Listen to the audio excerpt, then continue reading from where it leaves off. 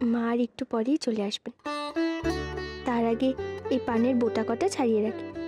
কি জানি মায়ের কাছে পান আছে না পুড়িয়ে গেছে, খেয়ে দিয়েই তো পান চাইবে। বালি, তুই নাকি আজ খাবি না বলেছিস? খাবো না?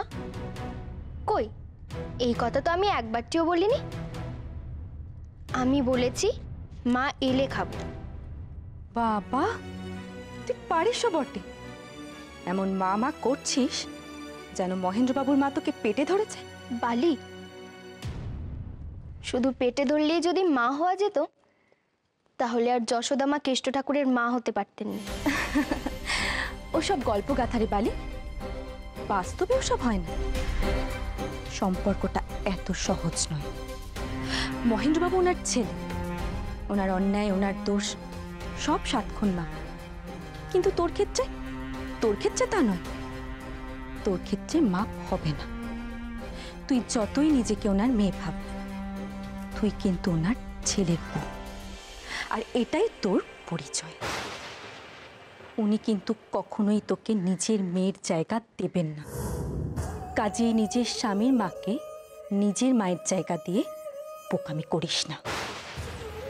সত্যি বালি, আমি সত্যি খুব বোকা আর তুমি খুব চালাক। তাই তো তোমার সম্পর্কগুলো অন্য আর আমার সম্পর্কগুলো অন্য।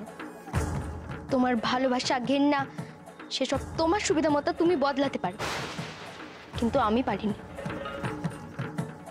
বালি, আমার স্বভাব যদি সত্যি অমন হতো তাহলে এত কিছুর পরেও আমি আমার স্বামীকে অমন মন প্রাণ দিয়ে ভালোবাসতে পারতাম না। আজকাল খুব বড় বড় কথা শিখেছিস দেখছি।